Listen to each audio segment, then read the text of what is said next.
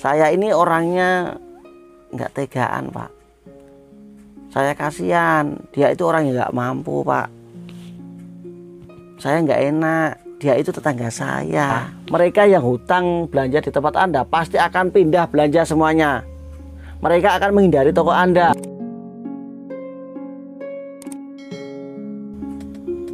Halo juragan, jumpa lagi saya di sini. Assalamualaikum warahmatullahi wabarakatuh. Untuk video kali ini saya akan membicarakan permasalahan hutang, yaitu alasan mengapa orang berhutang dan bagaimana cara menolaknya agar tidak terjadi konflik antara Anda dengan orang yang berhutang. Dalam hal ini saya akan membicarakan permasalahan hutang ini yang masih ada kaitannya dengan usaha toko sembako ataupun usaha toko kelontong.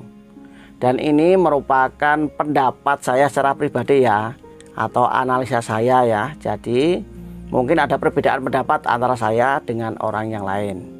Jadi mohon harap maklum ya kalau ada perbedaan pendapat. Oke, yang belum subscribe silahkan subscribe terlebih dahulu, nyalakan loncengnya, dan jangan lupa untuk tekan jempol ke atas jika Anda menyukai video ini. Oke, terima kasih. Saya lanjut lagi ya.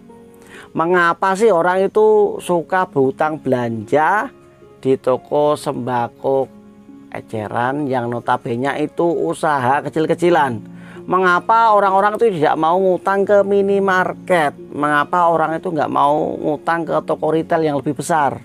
Mengapa mereka lebih suka hutang belanja ke toko-toko tetangganya? Dan yang lebih menyedihkan lagi itu ya, banyak pedagang itu yang mengeluh kelakuan dari para pembeli. Kalau ngutang itu belanjanya ke toko tetangga, toko-toko sekitarnya. Dan jika mereka itu punya uang lebih, punya rezeki yang lebih, tidak mau untuk bayar hutang. Malah mereka itu belanjanya ke minimarket ataupun toko-toko retail yang besar lainnya. Mereka ini nggak mau nyicil hutang. Hampir semua pedagang sembako pasti mengalami situasi seperti ini. Lantas mengapa mereka itu suka ngutang belanja di toko sembako tetangganya? Menurut pendapat saya secara pribadi banyak sekali alasannya. Yaitu yang pertama nih ya, kenapa orang ngutang belanja, yaitu sedang dalam kesulitan keuangan. Biasanya ini dilakukan oleh orang-orang yang perekonomiannya itu kurang mampu ya, dan juga mereka-mereka itu yang pekerjaannya itu serabutan, sehingga pendapatannya itu tidak tentu. Jadi untuk memenuhi kebutuhan sehari-hari, mereka itu ngutang ke warung tetangga. Rata-rata mereka ini tidak berani ngutang dalam jumlah banyak, karena mereka itu takut nggak bisa bayar. Kalau sampai itu terjadi nggak bisa bayar, maka mereka ini nggak akan dipercaya lagi untuk ngutang belanja. Jadi mereka sangat menjaga agar selalu bisa dipercaya untuk ngutang belanja. Mereka ini pasti akan berusaha semaksimal mungkin untuk bisa melunasi hutang sesuai dengan tempo yang diberikan oleh pedagang toko sembako itu sendiri. Kalaupun sempat mereka itu tidak mampu membayar, pasti mereka akan bilang ke pemilik toko. Mereka akan ngomong secara terus terang, "Maaf Bu, maaf Pak, saya belum bisa melunasi hutang belanja yang kemarin karena suami saya belum dapat rezeki, karena suami saya belum dapat pekerjaan." Dengan melakukan tindakan tersebut, dengan mengakui lah dia belum bisa membayar hutang, maka itu diharapkan ya si pemilik warung sembako itu bisa memberikan kelonggaran kepada orang tersebut, dan juga membuat pemilik sembako itu merasa tenang lah kalau si penghutang ini akan hutang-hutangnya di toko tersebut. Oke, kemudian alasan yang kedua ya. Alasan yang kedua kenapa orang itu suka berhutang belanja di toko sembako eceran, yaitu memang hobinya berhutang. Percaya nggak percaya ya, ada loh orang itu yang hobinya ngutang. Biasanya ini sering dilakukan oleh orang-orang yang ekonominya itu tergolong mampu ya, bahkan bisa dibilang orang kaya. Justru dengan kekayaannya tersebut dijadikan senjata dijadikan tameng untuk berhutang. Bu, ini saya ngutang dulu ya, soalnya saya nggak bawa duit ini. Jangan khawatir, nanti pasti saya bayar. Mereka rata-rata bilang begitu kalau ngutang belanja. Melihat dia itu orang kaya, para pedagang ini biasanya akan mengiyakan saja. Mereka pasti berpikiran dia itu orang kaya, pasti sangguplah untuk bayar hutang. Mungkin dia itu memang benar-benar lupa nggak bawa duit. Dalam benak pedagang pasti kayak gitu. Dan kalaupun hutang orang tersebut ditolak, pasti dia akan lebih congkak lagi. Misal dia akan bilang begini nih, Bu, ngutang segitu aja nggak boleh, Bu. Di rumah saya itu duit banyak, nggak usah khawatir, pasti saya bayar. Saya sanggup bayar utang, Bu. Masa utang segitu aja nggak boleh, Bu? Mereka kesannya itu meremehkan lah, menyepelekan kita para pedagang. Rata-rata dari mereka yang hobinya berhutang pasti malas mengeluarkan duit untuk membayar hutang. Oke, ingat ya, orang yang hobinya ngutang itu malas untuk mengeluarkan duit untuk bayar hutang. Kalaupun hutangnya mereka itu sudah numpuk banyak, kemudian Anda tagih, pasti pura-pura lupa. Dan ujung-ujungnya mereka akan pindah tempat belanja. Mereka akan menghindari Anda supaya tidak ditagih. Jadi Anda harus menolak tipe-tipe orang yang hobinya ngutang.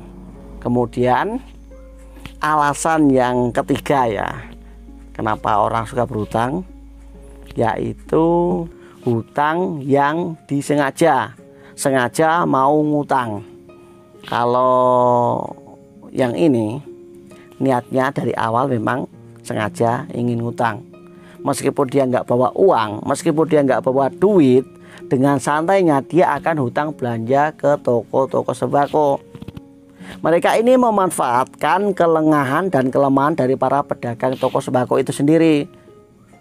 Mereka akan membeli produk-produk yang bisa memaksa pedagang memberikan hutang kepada mereka.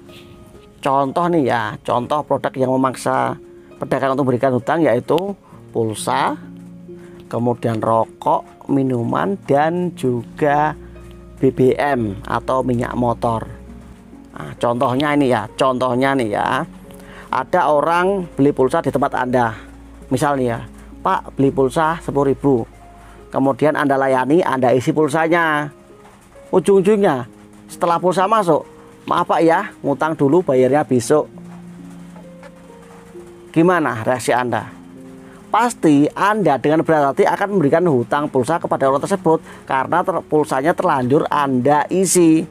Karena Anda nggak bisa menarik kembali pulsa yang sudah Anda isikan kepada orang tersebut. Jadi mau nggak mau Anda pasti akan memberikan hutang kepada orang tersebut. Kemudian contoh yang lainnya ya, misalnya nih ada orang beli minyak ya, beli bensin. Pak, beli bensin 1 liter, kemudian Anda isikan ke motornya 1 liter kan. Setelah Anda ngisi motor tersebut, ternyata orang tersebut bilang, maaf Pak, yang ngutang dulu, lupa nggak bawa duit. Bagaimana reaksi Anda? Pasti dengan berat hati Anda pasti memberikan hutang kepada orang tersebut karena minyak terlanjur Anda isikan ke dalam tangki motornya. Jadi Anda itu harus waspada ya, harus bisa mengamati gerak-gerik dari pembeli Anda, mana yang orang yang mau niat ngutang atau tidak. Seperti produk-produk kayak rokok, pulsa, minyak, itu untung tidak seberapa, kalau sudah diutang lama itu baliknya. Kemudian alasan yang keempat yaitu sedang mengalami musibah atau sedang sial lah bisa dibilang ya. Contohnya nih ya, Bu Ratna nih ya, Bu Ratna mau beli telur lah atau belanja ke tempat Anda. Saat di jalan dia nggak sadar ya, dompet yang dia bawa itu terjatuh atau uangnya itu terjatuh di jalan. Sesampai di tempat Anda dia belanja, dan pada saat mau bayar dia baru sadar kalau uangnya hilang. Nah, kondisi seperti ini membuat Bu Ratna terpaksa berhutang ke tempat Anda. Jadi ini adalah hutang yang tidak disengaja karena ada musibah, karena dia lagi sial, lagi apes. Jadi dia itu sebenarnya nggak ada niat untuk berhutang karena situasi dan kondisi yang memaksa dia, Burata tersebut, untuk berhutang di tempat Anda. Tapi biasanya orang yang hutang seperti ini pasti akan segera dibayar. Jadi Anda jangan khawatir. Lantas bagaimana Pak cara nolak orang yang mau berhutang di toko sembako Pak? Saya ini orangnya nggak tegaan Pak. Saya kasihan, dia itu orang yang nggak mampu Pak. Saya nggak enak, dia itu tetangga saya. Ntar kalau saya nggak kasih hutang, mereka nggak belanja di tempat saya. Ntar toko saya sepi gimana Pak? Ntar mereka gini, ntar mereka gitu, gimana Pak? Anda harus buang jauh-jauh sifat seperti ini. Anda harus buang jauh-jauh perasaan seperti ini. Yang namanya orang bisnis, yang namanya orang usaha itu harus berani dan juga tegas. Kalau Anda merasa nggak tega, kalau Anda merasa kasihan kepada orang-orang yang nggak mampu, yang mau ngutang tersebut, Anda kasihan lihat kondisi ekonominya, harusnya itu jangan diberi hutang. Nanti akan menjadi beban tersendiri bagi mereka.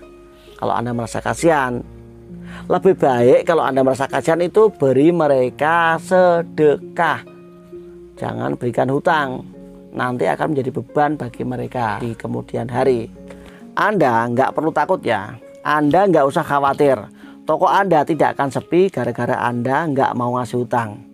Justru dengan Anda royal memberikan hutang kepada para pelanggan Anda, hal itulah yang suatu saat nanti akan membuat toko Anda menjadi sepi. Coba aja kalau nggak percaya, Anda berikan hutang kepada banyak orang kan, yang mau ngutang ke tempat Anda. Kemudian saat Anda tagih semuanya, Anda tagih satu persatu, maka mereka yang hutang belanja di tempat Anda pasti akan pindah belanja semuanya. Mereka akan menghindari toko Anda. Mereka akan malas belanja di tempat Anda karena selalu Anda tagih. Hal ini membuktikan kalau hutang itu akan membuat toko Anda menjadi sepi. Betul nggak? Mulai sekarang Anda harus bisa menolak dengan baik-baik, menolak dengan sopan orang yang mau berhutang belanja di tempat Anda. Atau paling tidak Anda batasi jumlah hutangnya agar tidak terlalu banyak. Anda juga harus melihat pekerjaannya itu apa, sehingga Anda bisa mempertimbangkan saat mau memberikan hutang belanja kepada pelanggan Anda. Jadi tidak semua orang itu boleh ngutang ya. Anda harus bisa memilih orang mana yang bisa Anda percaya untuk diberikan hutang belanja.